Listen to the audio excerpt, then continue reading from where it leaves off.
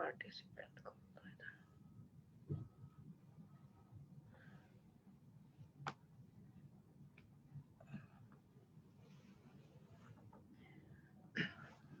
चलिए शुरू करें। रुक गए अभी है 1 मिनट अभी।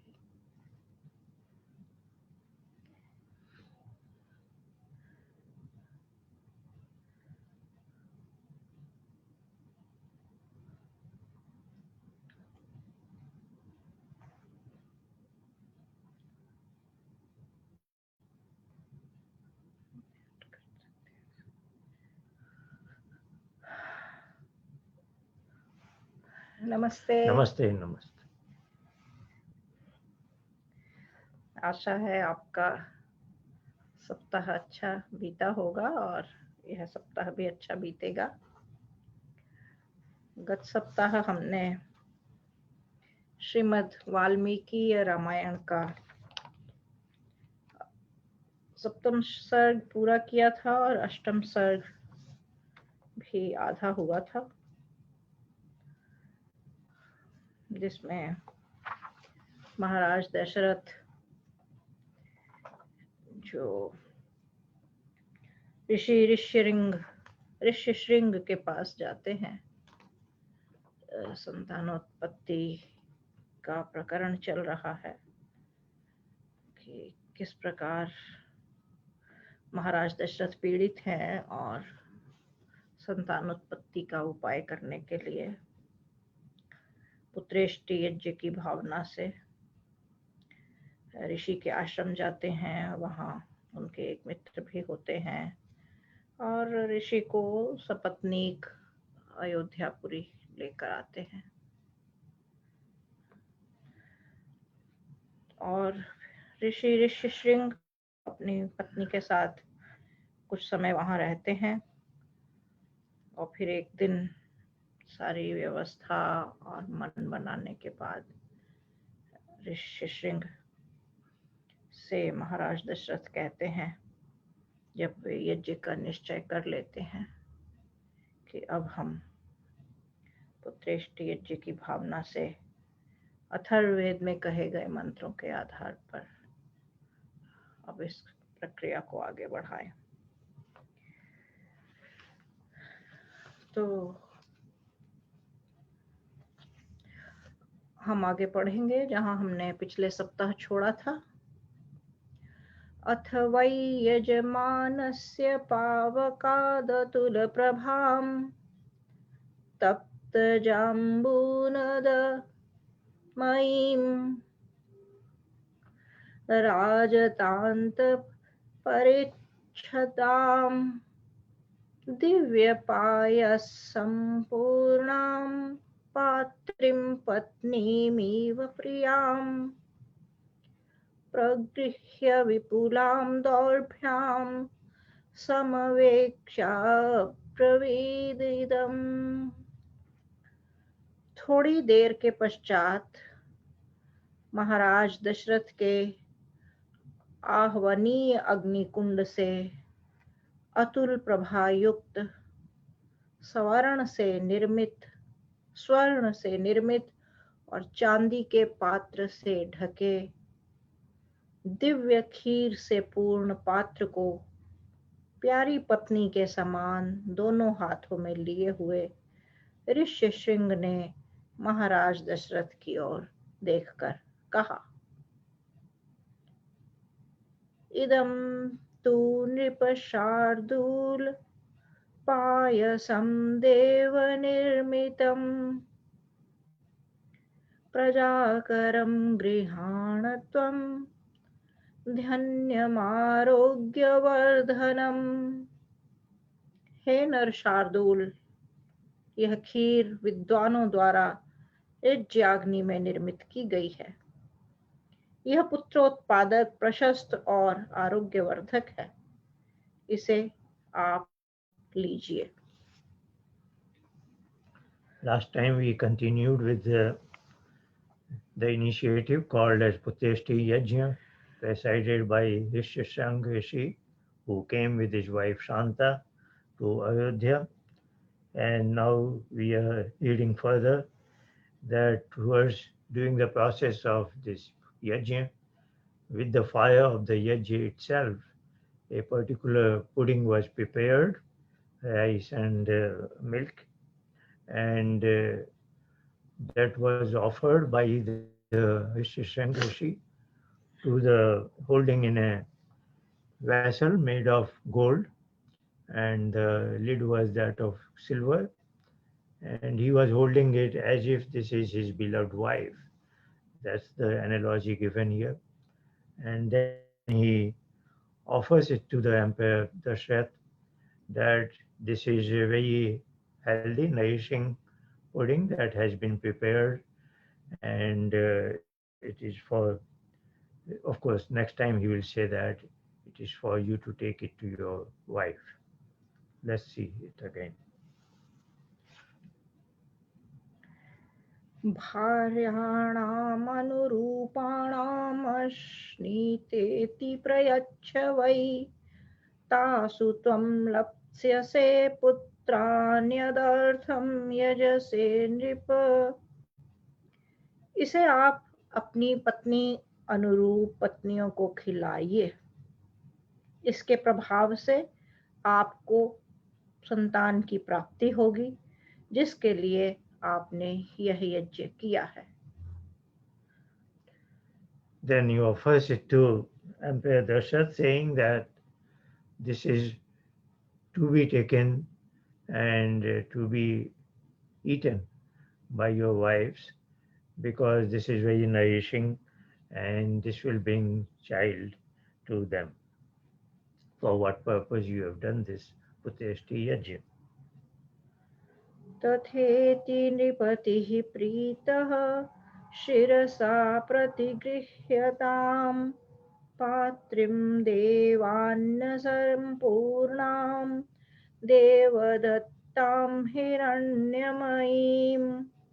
बहुत अच्छा, ऐसा कहकर और प्रसन्न हो महाराज दशरथ ने विद्वानों द्वारा निर्मित एवं प्रदत्त खीर से भरे स्वर्ण पात्र को सिर झुकाकर ग्रहण किया। He delightfully accepted, Emperor Dashrath, that particular vessel of gold containing the pudding, and humbly greeted the Rishishan that yes, I will do accordingly. सोऽन्तःपुरं प्रविश्यैव कौसल्याविदमब्रवीत् पायसं प्रतिगृह्णीष्व पुत्रीयं त्विदमात्मनः।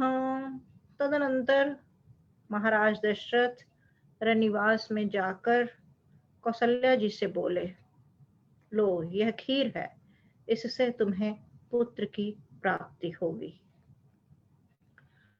Then he went to the interior of the palace and offered it to his first queen, Kausalya, that please partake this pudding and this will bring you a child.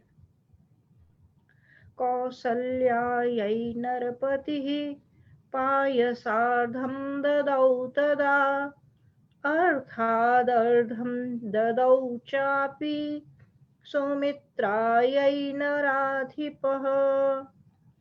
ऐसा कहकर दशरथ जी ने आधी खीर कौशल्या को दी और आधी की आधी अर्थात चौथा भाग सुमित्रा को दिया। Having said this, Emperor Dashrath gave half of that quantity to his first queen Kausalya, and the remaining half and another half of that, that means 1/4, was given to the second queen Sumitra. कैकेय्यै चावशिष्टार्धं ददौ पुत्रार्थकारणात् प्रददौ चावशिष्टार्थं पायसस्यामृतोपमम् अनुचिन्त्य सुमित्रायै पुनरेव महामतिः एवं तासां ददौ राजा भार्याणां पायसं पृथक्। तदनंतर पुत्रोत्पत्ति के लिए जो पहली आधी खीर बची थी वह कैकेयी को दी। फिर कुछ सोचकर महामती दशरथ ने कैकेयी को दी हुई खीर का चौथा भाग पुनः सुमित्रा को दिया। इस प्रकार राजा ने वह खीर रानियों को पृथक पृथक बांट दी।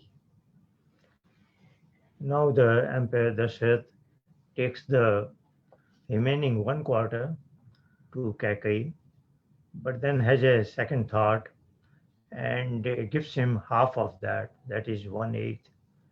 And the remaining 1/8, he comes back and gives it back to Sumitra. So finally, as if he gave half to Kausalya and 3/8 to Sumitra and 1/8 to Kaikeyi.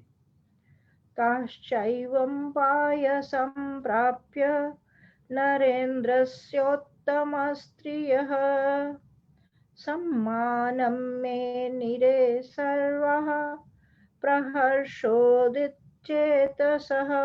महाराज दशरथ की वे सुंदर स्त्रियां पत्नियां उस खीर को खाकर अत्यंत प्रसन्न हुई और उन्होंने अपने आप को भाग्यवती माना। All the 3 queens ate that pudding and felt very blessed. ततस्तु ताः प्राश्यतमुत्तमस्त्रियो महीपतेरुत्तम पायसं पृथक् हुताश्नादित्यसमान तेजसोश्चिरेण गर्भान् प्रतिपेदिरे तदा। तदनंतर तीनों उत्तमांगनाओं ने महाराज द्वारा पृथक पृथक प्रदत्त खीर को खाकर अग्नि और सूर्य के समान तेज वाले गर्भों को धारण किया। Thereafter, all the 3 queens were blessed and conceived in their womb. तो इस प्रकार इस श्लोक के बाद, इस प्रकरण के बाद यह 8वां सर्ग श्रीमद् वाल्मीकि रामायण का समाप्त होता है, संपन्न होता है। हम अगले सर्ग, 9वां सर्ग जिसे कहेंगे, की ओर बढ़ते हैं, जिसमें राम आदि संतान के जन्म और फिर उनके बाल्यकाल का वर्णन है। निर्वृत्ते तु क्रतौ तस्मिन् राज्यै पृथिवीश्वरः तथार्हं पूजितास्तेन मुदिताः प्रययुर्देशान्। यज्ञ की समाप्ति के पश्चात बाहर से आए राजा लोग दशरथ जी द्वारा सत्कृत हो अपने देशों को लौट गए।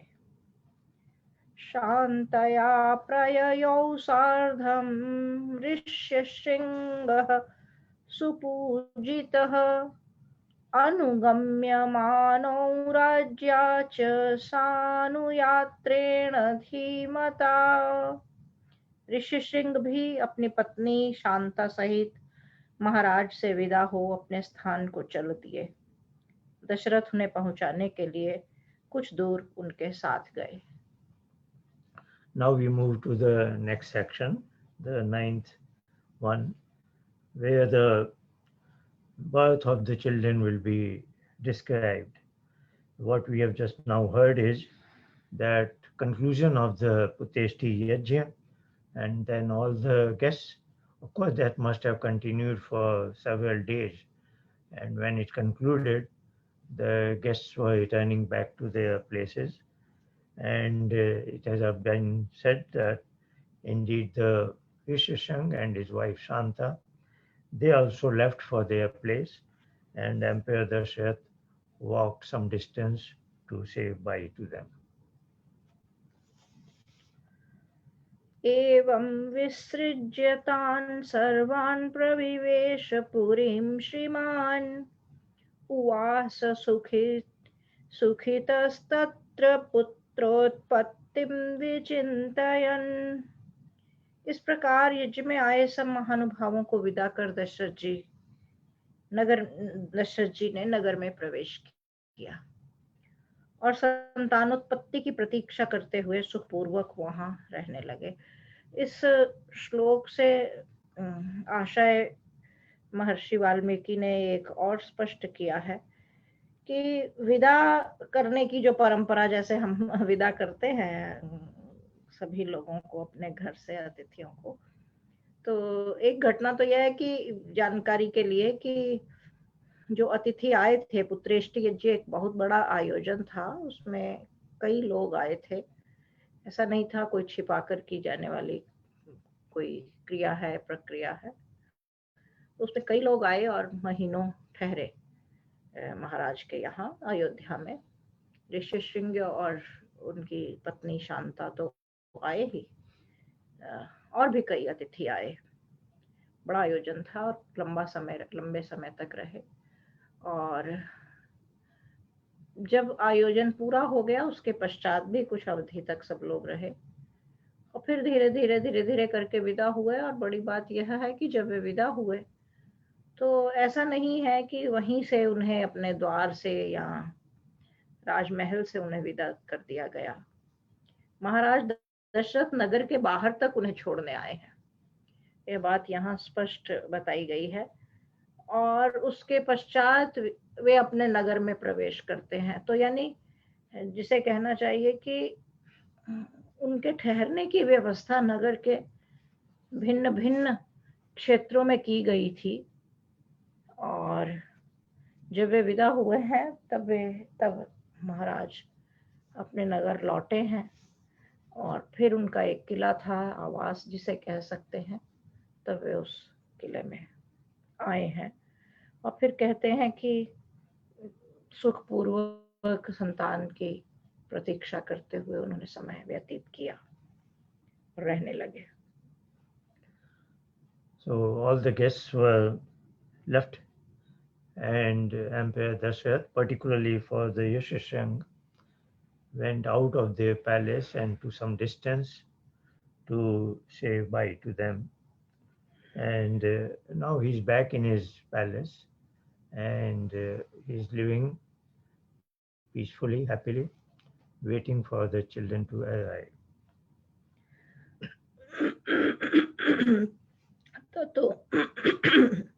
ततो यज्ञे समाप्ते तु ऋतूनां षट्समत्ययुः।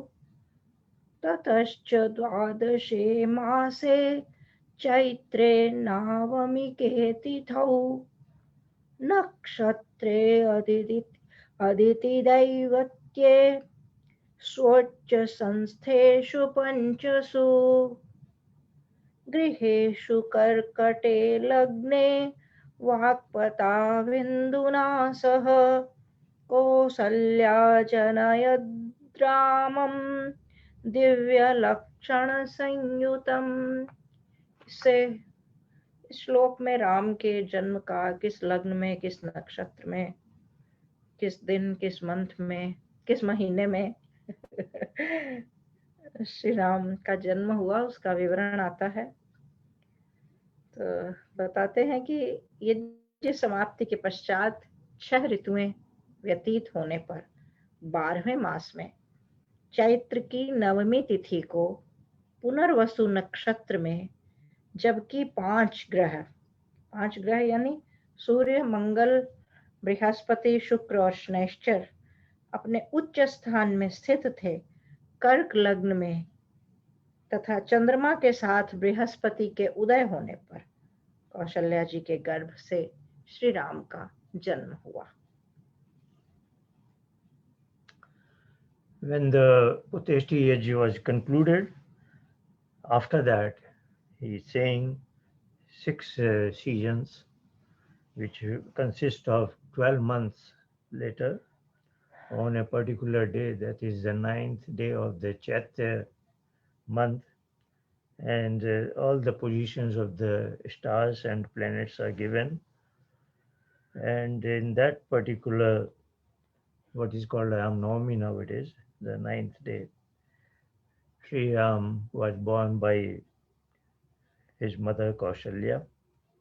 What is significant here is it is happening 12 months after the conclusion of Puteshti Yajna.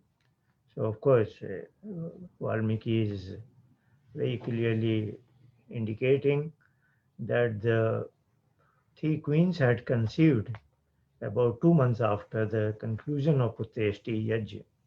And when Rishyasringa was there, and that is what is very well clarified here. Let's read further.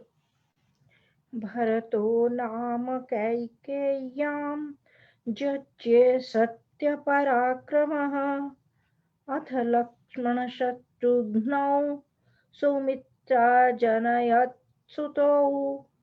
सत्य पराक्रमी भरत कैकेयी के गर्भ से उत्पन्न हुए तथा सुमित्रा ने लक्ष्मण तथा शत्रुघ्न को जन्म दिया।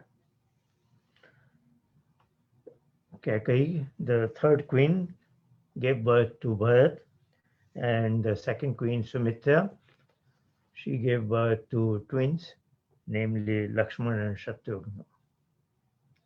पुष्ये जातस्तु भरतो मीनलग्ने प्रसन्नधिः सार्पे जातौ च सौमित्रे कुलीरेभ्युदिते रवौ। भरत जी का जन्म पुष्य नक्षत्र और मीन लग्न में हुआ। आश्लेषा नक्षत्र और कर्क लग्न में सूर्योदय होने पर लक्ष्मण और शत्रुघ्न का जन्म हुआ। Now, slight separation of days is described by Valmiki that the planet and positions at the time of Bharat's birth and that of Lakshman and Shatrughna. जगुः कलं च गन्धर्वा न नृतुश्चाप्सरोगणः देवदुन्दुभयो नेदुः पुष्पवृष्टि च खात्पतत्। इनके जन्मावसर पर सामगान कर्ताओं ने, सामगान आप जानते हैं, सामवेद का जो गायन करना उसे सामगान कहते हैं। इनके जन्मावसर पर सामगान कर्ताओं ने मधुर गान किया, अप्सराएं नाचने लगीं, उत्तम जाति के नगाड़े बजाए गए तथा ऊपर से फूल बरसाए गए। At the birth of these four children, there was a festivity in the whole capital city, dance and music, and everybody felt blessed, even the common citizens. जैसे अभी आप देखते हैं कि कोई आयोजन होता है तो संगीत, और तो संगीत की जहाँ बात आती है वहाँ सामवेद के गायन का प्रकरण है। यहाँ कि सामवेद का गायन किया गया।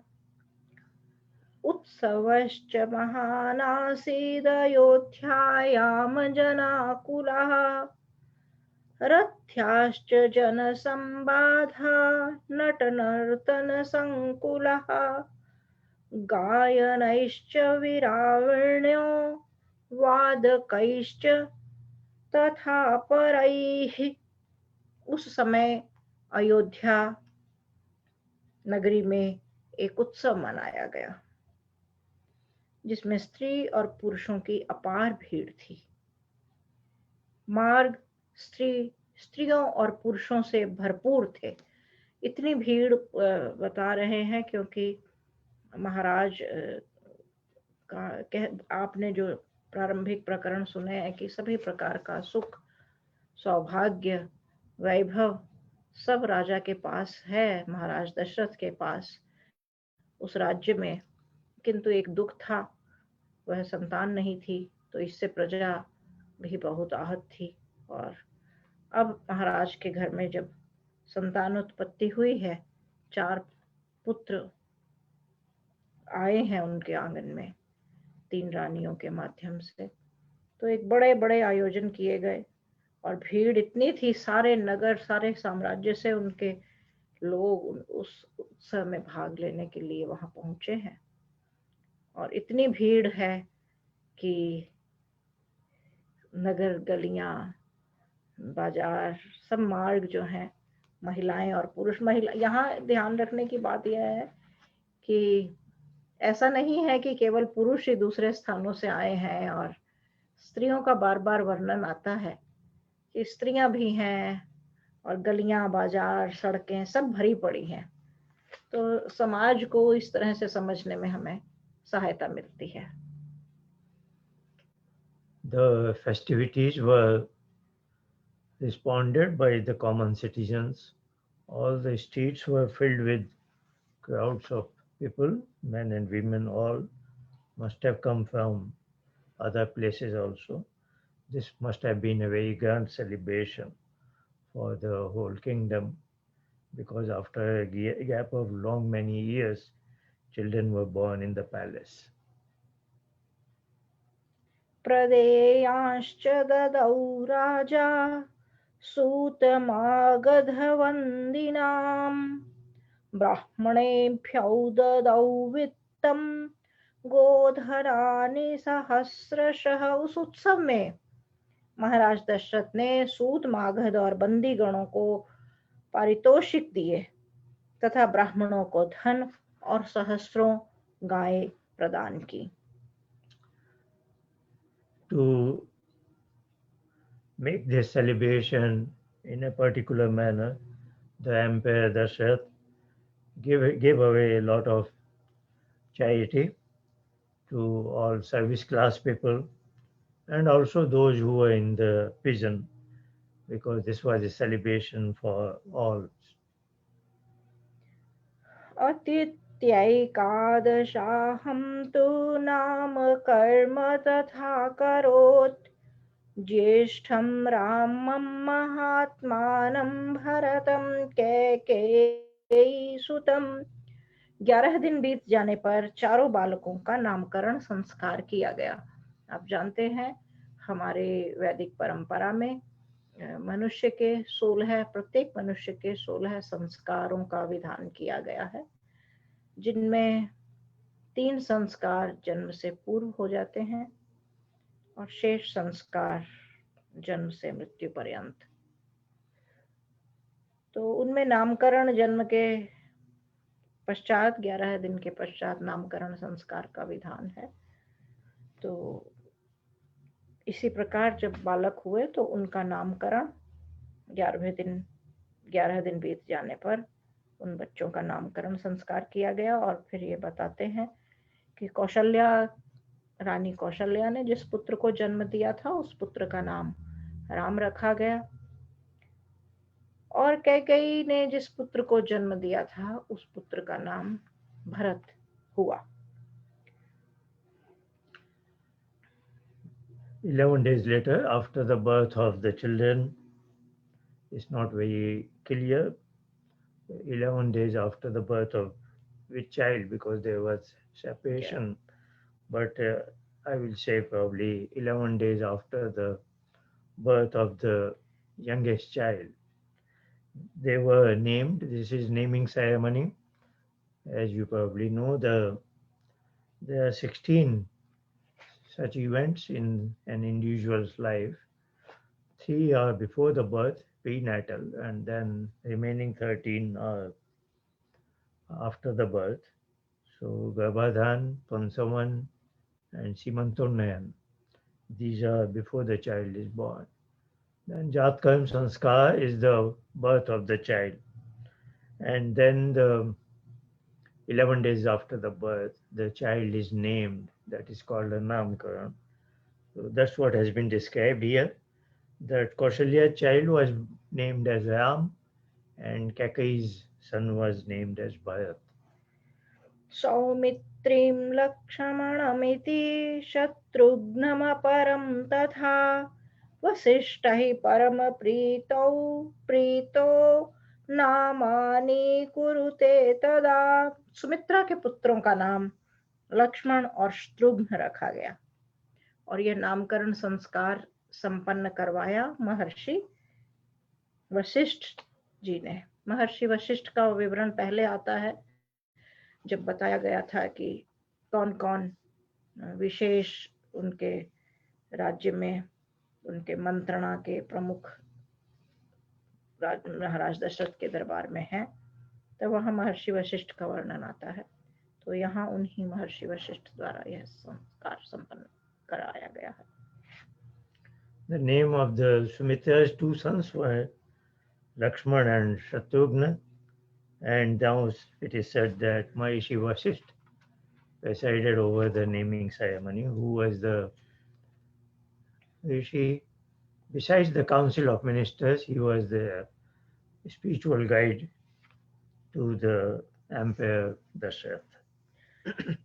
ब्राह्मणान् भोजयामास पौरजनापदानपि अददत् ब्राह्मणानां च रत्नौघममितं बहु।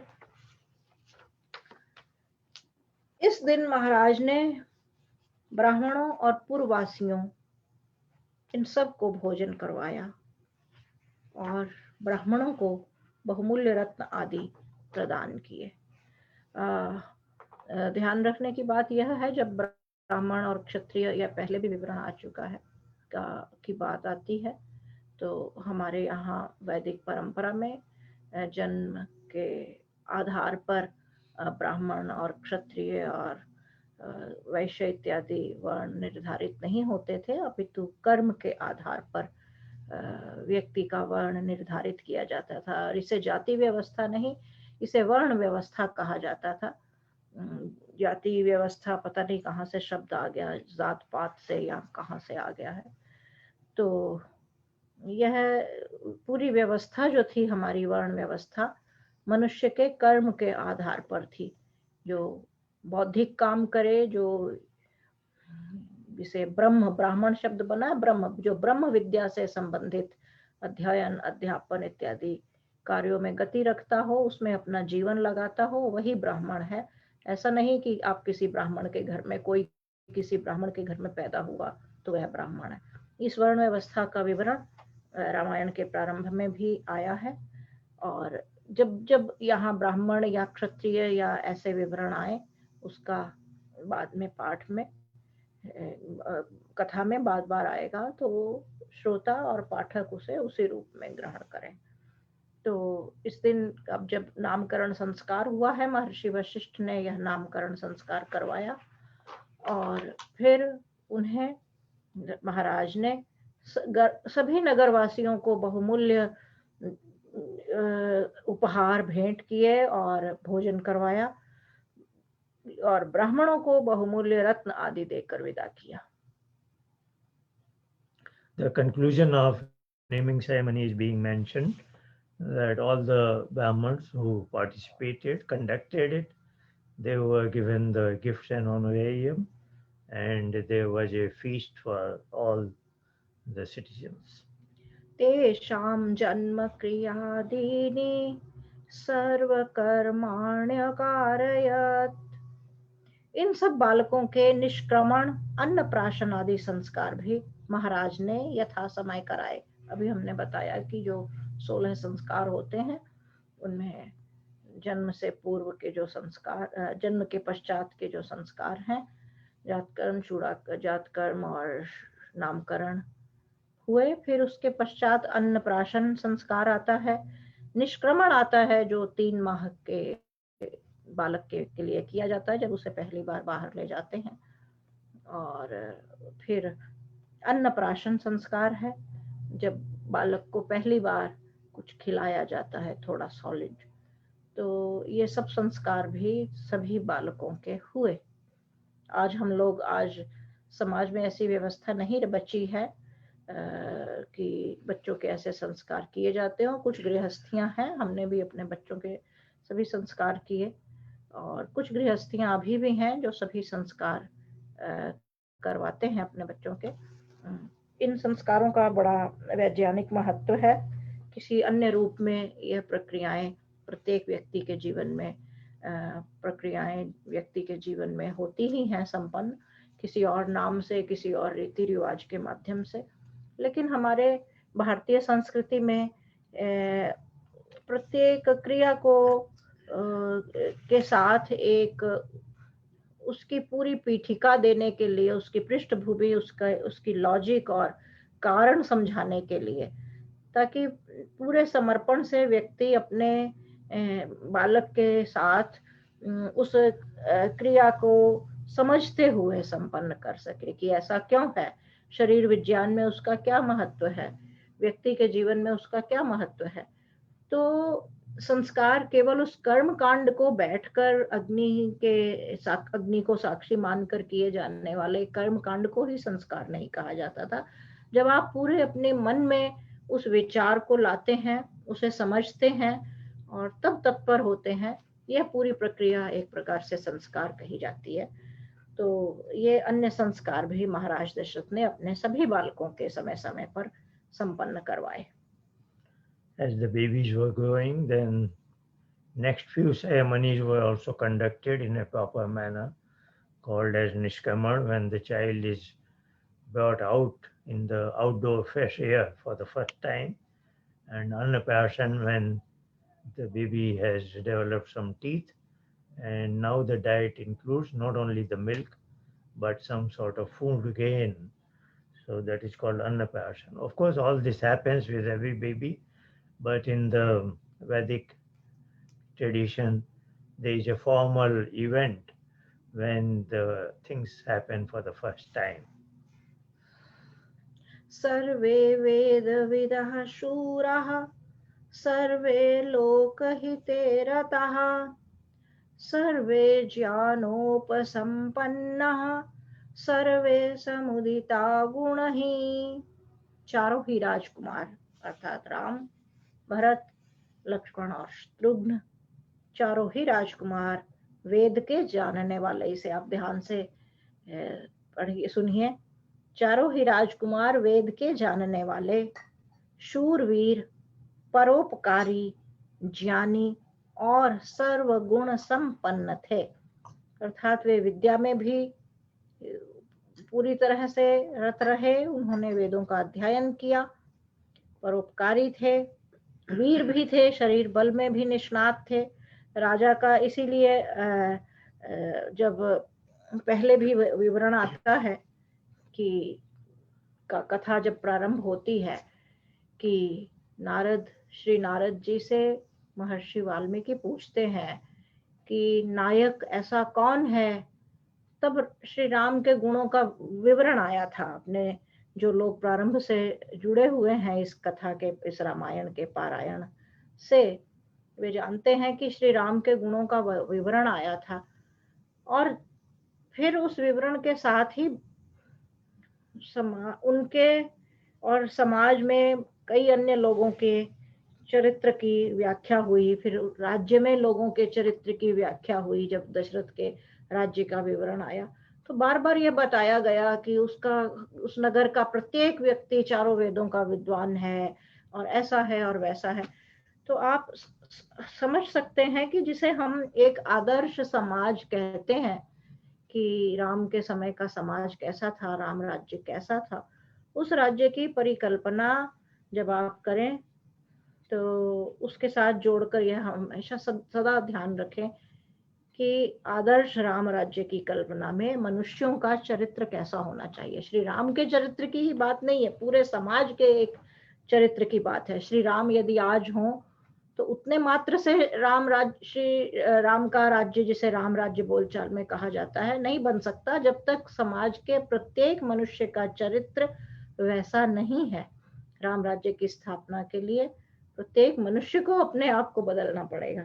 और यहाँ थोड़ा उसी का फिर से संकेत आता है कि चारों राजकुमारों को शरीर बल से ही एकदम वैसा नहीं बनाया गया कि पराक्रम में श्रेष्ठ हैं, तेज में और क्षात्रत्व में श्रेष्ठ हैं। वे बुद्धि से, उन्हें विचार, शिक्षा, अध्ययन और उस दृष्टि से उन्होंने चारों वेदों का अध्ययन किया है, चारों वेदों के भी जानने वाले हुए हैं। शूरवीर भी थे, परोपकारी भी थे। उनके परोपकार का अर्थ ही तब होता है जब आपके व्यवहार में वे गुण आ जाते हैं। ऐसा नहीं है कि केवल आपने चीजों को पढ़ रखा है और आपको शक्ति बहुत है।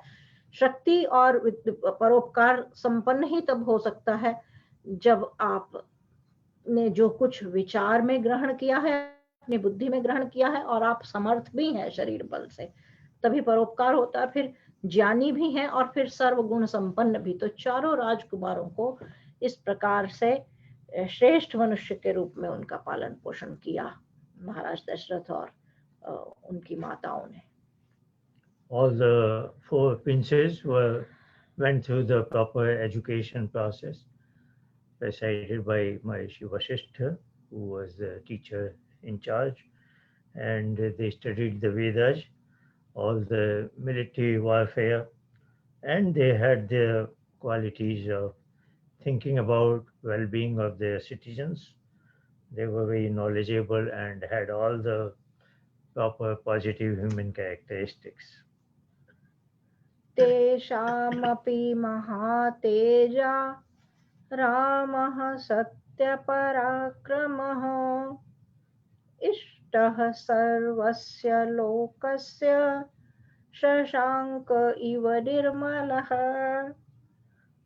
उनमें भी महातेजस्वी और सत्य पराक्रमी श्री राम निर्मल चंद्रमा की भांति सबके प्यारे थे.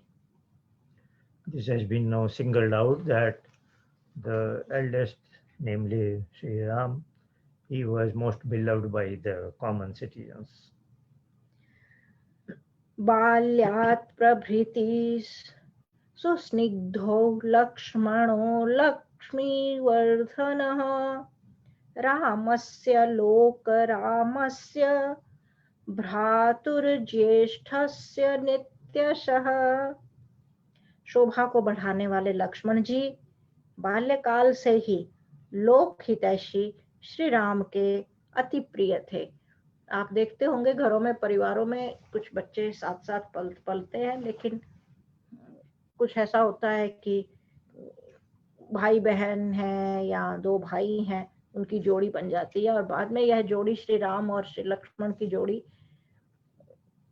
कहाँ आगे तक गई, यह भी आपने राम की कथा हम सब ने सुनी है, जन जन इस कथा से परिचित है.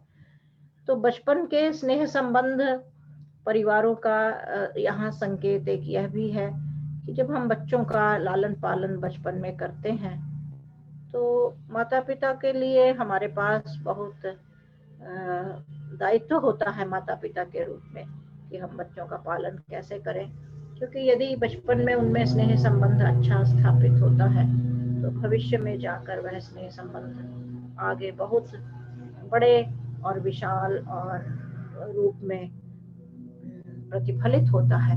तो श्री राम और श्री लक्ष्मण का जो यह संबंध, यह जो स्नेह बचपन से ही बना, उसी का परिणाम था. श्री राम जब वनवास को भी गए तो श्री लक्ष्मण उनके साथ गए, पूरा समय उनके साथ रहे, उनके संकट में और विपदाओं में उनका साथ दिया, अपना गृहस्थ जीवन त्याग कर.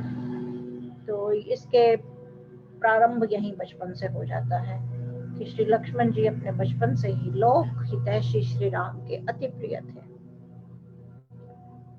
Now, as far as the interrelationship among the princes are concerned, Ram very much was close to his brother Lakshman. सर्वप्रियकरस्तस्य रामस्यापि शरीरतः लक्ष्मणो लक्ष्मीसम्पन्नो बहि प्राण इवापरः. कांति संपन्न लक्ष्मण जी श्री राम को अपने शरीर से भी बढ़कर प्रिय मानते थे. वे श्री राम के बहिर्गत दूसरे प्राण ही थे. यहाँ बहिर्गत दूसरे प्राण, जैसे व्यक्ति की देह में प्राणों का महत्व है कि प्राण के बिना देह जीवित नहीं रह सकती, सरवाइव नहीं कर सकती, नहीं बचती है, नष्ट हो जाती है और कुछ समय पश्चात. तो यहाँ बता रहे हैं कि श्री लक्ष्मण पर श्री राम का प्रेम इतना था और लक्ष्मण जी इतने प्रिय भी थे उनके कि जैसे शरीर से बाहर किसी व्यक्ति के प्राण विद्यमान हो, जिसे प्राणों से, हिंदी में इसके लिए एक शब्द आता है प्राणों से प्रिय, प्राण प्रिय, प्राणों से भी प्रिय, बढ़कर, प्राणों से बढ़कर प्रिय होना. तो भाई बहन, इन दोनों भाइयों का आपसी प्रेम इतना था कि लक्ष्मण उनके लिए प्राणों सदृश थे. It is both way, two-way relationship. And Lakshmana also considered Ram as his closest. न च तेन विना निद्रां लभते पुरुषोत्तमः मृष्टमन्नमुपानीतमश्नाति नहीं तम विना। श्री राम को लक्ष्मण के बिना नींद भी नहीं आती थी और लक्ष्मण को दिए बिना वे कभी कोई मीठा पदार्थ भी नहीं खाते थे। They used to sleep together and also would enjoy eating special dishes together. यदा हि हयमारूढो मृगयां याति राघवः तदैवं पृष्ठोभ्येति सधनु परिपालयन्। जब श्री राम घोड़े पर सवार होकर शिकार खेलने के लिए जाते तो लक्ष्मण जी भी धनुष हाथ में ले उनके पीछे हो लिया करते थे। Even for the outside adventures, they would used to go together, including horse riding. भरतस्यापि शत्रुघ्नो लक्ष्मणावरजो हि सः प्राणैः प्रियतरो नित्यं तस्य चासीत् तथा प्रियः। इसी प्रकार शत्रुघ्न भरत को और भरत शत्रुघ्न को प्राणों से भी अधिक प्रिय थे।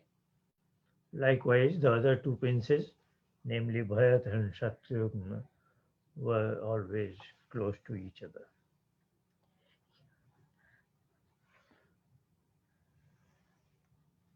ये ते यदा ज्ञान संपन्नः सर्वे समुदिता गुणः गुणैः ह्रीमन्तैः कीर्तिमन्तश्च सर्वज्ञातीर्घदर्शिनः तेषामेवं प्रभावानं सर्वेषां दीप्ततेजसां पिता दशरथो हृष्टो ब्रह्मा लोकाधिपो यथा। जब वे चारों राजकुमार अर्थात राम लक्ष्मण भरत शत्रुघ्न ये चारों राजकुमार ज्ञान संपन्न सब गुणों से युक्त लज्जाशील कीर्तिमान सब विषयों में निष्णात और दीर्घदर्शी हुए तब उनके प्रभाव और तेज को देखकर दशरथ ऐसे प्रसन्न हुए जैसे ब्रह्मा जी लोकपालों से। The four princes went through the education process, and as we will see slightly later, this particular section is describing the 15 years of their development, mainly by education, presided by their spiritual guide in residence, Maharishi Vasishtha. And they were bearing all the positive human qualities, including modesty without any arrogance. And that made the emperor Dashrath very happy. ये ते चापि मनुज व्याघ्रा वैदिकाध्ययने रताः पितृशुश्रूषणरता धनुर्वेदे च निष्ठिताः। वे नरसिंह, यहाँ बड़ा अच्छा आता है कि एक मनुज व्याघ्रा जिसे नरसिंह के रूप में कहा गया है कि मनुष्य के रूप में सिंह समान शक्ति वाले। और उसके साथ ही दूसरा शब्द आता है, देखिए, वैदिकाध्ययने रतः अर्थात वैदिक वेदों के अध्ययन में रत, बुद्धि और बल दोनों में पारंगत है वे चारों बालक। तो कहते हैं वे नरसिंह भी वेदाध्ययन में रत। और फिर उसके साथ ही एक अगला शब्द जो है पितृशुश्रूषणरता अर्थात पितृ सेवा में रत तत्पर और धनुर्विद्या में अति प्रवीण हो गए। यहाँ समझने की बात यह है, आप सोच सकते हैं श्री वाल्मीकि महर्षि हैं, कहा जाता है वे ऋषि थे और शब्दों के चयन की हमने पहले भी बात की है कि बहुत सोच समझ कर एक रचनाकार कुछ शब्दों को रखता है। बहुत हमारे यहाँ व्याख्याओं का, संस्कृत में आप देखेंगे लंबी लंबी व्याख्याओं को बढ़ा बढ़ा कर बात कहने का चलन नहीं था। हम श्लोक में, हमारी परंपरा ऐसी रही कि बहुत दो दो पंक्तियों में अपनी पूरी बात कह दी जाती रही है। तो इधर वे कहते हैं कि वेदाध्ययन में है, यानी वेदाध्ययन जिसने किया है अर्थात बुद्धि में, ज्ञान में श्रेष्ठ है। तो दूसरी ओर कहते हैं कि वे पितृ सेवा को तत्पर है।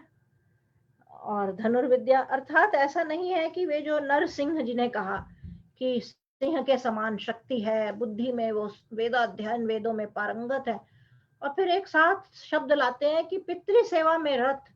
यानी आज व्यक्ति के पास हमें इससे यही संदेश लेना चाहिए कि यदि आप बहुत बुद्धिमान हैं, बहुत समझदार हैं, आपको बहुत बहुत इंटेलिजेंट हैं, इसका यह अर्थ नहीं है कि आप अपने पारिवारिक मूल्यों को भूल जाएं।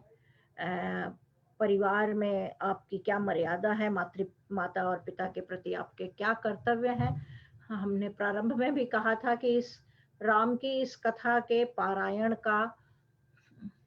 की सफलता इसी में है हम कि इस पूरी कथा से हम क्या सीख पाते हैं, अपने जीवन में हम क्या अपना पाते हैं। श्री राम का चरित्र प्रत्येक दृष्टि से उत्तम, मर्यादा पुरुषोत्तम कहा है कि एक मनुष्य की सर्वश्रेष्ठ मर्यादाओं का पालन करने वालों में सबसे उत्तम चरित्र जिसका हो सकता है। तो श्री राम की कथा से यदि हम यह नहीं सीख पाते हैं कि हमारे कहाँ क्या कर्तव्य है, हमारा जीवन कैसा हो, हमारा व्यवहार कैसा हो, हमारा आचरण कैसा हो, हमारा चलना उठना बैठना बोलना बरतना, संपर्क करना, व्यवहार करना कैसा हो, तो हम स्वयं को श्री राम के वंशज कहने के अधिकारी नहीं है। क्योंकि केवल किसी की परंपरा में उत्पन्न हो जाने में मनुष्य का अपना कोई योगदान नहीं होता है। वह ईश्वर और माता पिता उसमें कारण होते हैं कि किसी ने आपको किस परिवार में, किस घर में और किस माता पिता के की गृहस्थी में आपको जन्म दिया। तो वह तो उनके कारण हुआ कि हम उस वंश में उत्पन्न हुए, लेकिन हमारा उसमें क्या योगदान है। तो मनुष्य का अपना योगदान यही है, तब तक वह किसी भी व्यक्ति का वंशज कहने का अधिकारी नहीं है जब तक उसने अपने जीवन में अपने उन पूर्वजों या अपने माता पिता या जो भी अपने वंश के पुराने लोग हैं उनके किसी एक गुण को भी अपने में आत्मसात नहीं किया और व्यवहार में नहीं लाया, अपनाया नहीं। तो यदि हम केवल श्री राम के ताली बजाकर गुण गाते रहें और गीत गाते रहें और हम कहते रहें हम श्री राम के वंशज हैं, लेकिन हमारे चरित्र में श्री राम का एक भी गुण न हो, तो हम सबको सोचना चाहिए कि क्या हम अधिकारी भी हैं और हमारे कर्म हो रावण जैसे, तो हम रावण के वंशज कहलाए जाएंगे या राम के वंशज कहलाए जाएंगे। तो आपके कर्म ही यह निर्धारित करेंगे, हमारे कर्म ही यह निर्धारित करेंगे कि हम किसके वंशज हैं। श्री राम के वंशज स्वयं को कहने वालों पर यह दायित्व अधिक आता है कि वे समाज को, परिवारों को, गृहस्थियों को, मनुष्य के जीवन को, संबंधों को, राष्ट्र को, साम्राज्य को अधिक उत्तरदायित्वपूर्ण, अधिक मर्यादा से संयुक्त करके उसे आगे बढ़ाएं। अन्यथा श्री राम की इस कथा को सुनने और दोहराने का औचित्य नहीं बचता है। तो आज हम आगे बढ़ना है आचार्य जी, दशम सर्ग की ओर एक दो प्रारंभ कर लेते हैं हम। दशम सर्ग में अब विश्वामित्र जी का आगमन होगा। वे आएंगे और किस प्रयोजन से आते हैं, श्री राम की कथा से जो लोग परिचित हैं वे जानते हैं। मोटी मोटी कथा तो सभी को पता है कि विश्वामित्र जी श्री राम के यहाँ क्यों आए थे। तो अब हम उस प्रकरण में आगे बढ़ेंगे। मैं एक दो श्लोक आज पढ़ देती हूँ उसके, फिर बाकी की कथा 10वें सर्ग की हम अगले सप्ताह करेंगे। तो विश्वामित्र जी का जो आगमन हुआ 10वें सर्ग में राजा दशरथ के राज्य में, उसे महर्षि वाल्मीकि कहते हैं, अथ राजा दशरथो राज कार्य प्रसंगतः चिंतयामास धर्मात्मा सोपाध्यायश्च मंत्रिणः। एक दिन महाराज दशरथ अपने उपाध्याय और मंत्रियों के साथ कुछ राज्य संबंधी चर्चा कर रहे थे। In the previous section, now as we move to a new section about the arrival of Rishi Vishwamitra in the palace of Emperor Dasharatha. The previous section concluded with the education of all the four princes. And now it has been described that they were once upon the emperor was engaged in the state affairs with his ministers. And then what happened? Let's read it further. तस्य चिन्तमानस्य मन्त्रिमध्ये महात्मनः अभ्यागच्छन् महातेजा विश्वामित्रो महामुनिः। राजा दशरथ अपने यहाँ मंत्रणा कर रहे थे। उन्होंने कहा कि वे कुछ राज्य संबंधी चर्चा कर रहे थे। तो जब वे ऐसी चर्चा कर रहे थे परामर्श अपने मंत्रियों से, कि उसी संदर्भ में उसी समय उनके बीच में महातेजस्वी, यहाँ देखिए विश्वामित्र जी का जो विवरण दिया है उसमें भी वे उसे वे ऋषि हैं, ये भी ऋषि हैं, ऋषि विश्वामित्र जी हैं, महामुनि कहा गया है उन्हें। तो लेकिन उनके साथ उनका विशेषण प्रयोग होता है महातेजस्वी। तो महातेजस्वी महामुनि विश्वामित्र जी उस समय राजा दशरथ के दरबार में पधारे। In the midst of these discussion, the great Mahamuni Vishwamitra arrives in Ayodhya. स राज्यौ दर्शनाकांक्षी द्वाराध्यक्षानुवाचः शीघ्रमाख्यातमां प्राप्तं कौशिकं गाधिनः सुतम्। महाराज से मिलने की अभिलाषा में, उनसे मिलने की इच्छा रखते हुए वे द्वारपाल से बोले कि तुम शीघ्र जाकर महाराज को सूचना दो कि गाधी पुत्र विश्वामित्र आए हैं। Apparently he came without any advance notice, so he tells the security guard of the palace that can you go inside and inform the emperor that I, namely Vishwamitra, want to meet him.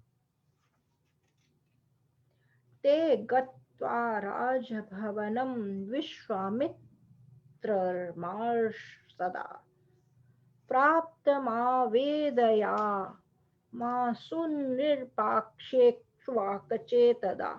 वाकवे सदा तदा। उन्होंने राजभवन में जाकर विश्वामित्र जी के आगमन का संवाद महाराज दशरथ से निवेदन किया। द्वारपाल की अभी बात हुई है और महामुनि विश्वामित्र ने स्वयं को गाधी पुत्र कहा है, अर्थात वे गाधी के वंशज हैं। तो वे आए और द्वारपाल से निवेदन किया और द्वारपाल गए और उन्होंने महाराज दशरथ को यह सूचना दी उनके आने की। No, the security guard goes inside and informs the emperor that the Rishi Vishwamitra is waiting at the outside. तेषां तद्वचनं श्रुत्वा सुपुरोधा समाहितः प्रत्युज्जगाम संहृष्टो ब्रह्माणमिव वासवः। द्वारपालों से विश्वामित्र जी के आगमन का समाचार जानकर दशरथ जी को बहुत प्रसन्नता हुई और वशिष्ठ जी को साथ लेकर विश्वामित्र जी से मिलने के लिए उसी प्रकार चले जिस प्रकार इंद्र ब्रह्मा जी से मिलने के लिए जाते थे। Having heard this, Emperor Dasharatha rises from his seat and is accompanied by his spiritual guide in charge, Vasishtha, Maharishi Vasishtha, and they together walk towards the entrance to receive Vishwamitra. सदृष्ट्वा ज्वलितं दीप्त्या तापसं संशितव्रतं प्रहृष्टवदनो राजा ततो अर्घ्यमुपाहरयात्। तेज से दीप्यमान और कठोर नियमों का पालन करने वाले तपस्वी विश्वामित्र जी को देखकर महाराज दशरथ ने प्रसन्न हो उन्हें अर्घ्य अर्पण किया। Now he was welcomed at the entrance by an arghya. That means the water to wash the feet and water to drink and to to soothe your face. तो आज का हम प्रकरण अब यहीं समाप्त करते हैं। इस सर्ग में महर्षि महामुनि विश्वामित्र पधारे हैं, उनका स्वागत कर रहे हैं। और अगला सर्ग 11वां सर्ग है, जिसे इस सर्ग को हम पूरा करेंगे आगामी सप्ताह। फिर 11वां सर्ग भी प्रारंभ होगा, 11वां सर्ग पूरा हो जाएगा आगामी सप्ताह। 11वें सर्ग में हम लोग विश्वामित्र जी द्वारा श्री राम को अपने साथ ले जाने की इच्छा व्यक्त की गई और दशरथ मुंह में आ जाते हैं, इसका विवरण आएगा। आप इस कथा को इसी स्नेह और आदर और पावन भाव से सुने और अपने मित्रों और साथियों, जिन्हें भी आप समझते हैं कि श्री राम की कथा सुनने से किसी के जीवन में कुछ किसी भी प्रकार का सकारात्मक योगदान आप दे सकते हैं, आप उन्हें आमंत्रित करें, उन्हें बुलाएं। इस कथा का लिंक राम भक्त समाज ह्यूस्टन के फेसबुक पेज पर लाइव होता है। कुछ लोग बाद में भी उसे देख सुन सकते हैं। हम इस सीरीज को यूट्यूब पर भी बाद में अपलोड करेंगे। कालांतर में कुछ लोग वहां भी सुन सकेंगे। लेकिन जब आप साथ चलते हैं तो एक अलग तरह का उसका प्रभाव होता है कि कथा में आप साथ चल रहे हैं।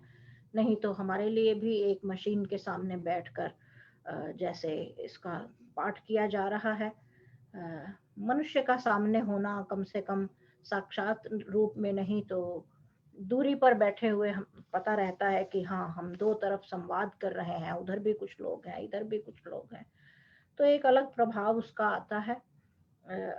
अच्छा हो कि आप अधिक से अधिक लोग जुड़ें और इस कथा का आनंद लें। आनंद का अभिप्राय इतना नहीं है कि बस कानों को सुख मिला और आपको थोड़ा सा अपने भीतर अच्छा लगा। आनंद का अर्थ है कि इसका सही लाभ जब तक पहुंचे आपको और हमें और बाकियों को, तभी इसमें विशेष सार्थकता होगी। आप ऐसी सार्थकता प्रदान करें। धन्यवाद। आज के लिए भी इतना ही। आप सबको नमस्ते। आपका आगामी सप्ताह बहुत अच्छा बीते, परिवार कुशल मंगल रहें। समय अच्छा नहीं चल रहा स्वास्थ्य की दृष्टि से, परिस्थितियों की दृष्टि से, लेकिन आपके सभी के परिवारों में कुशल मंगल बना रहे, सभी स्वस्थ रहें, प्रसन्न रहें, ईश्वर की कृपा आप सभी पर बनी रहे। इसी शुभकामनाओं के साथ धन्यवाद। नमस्ते।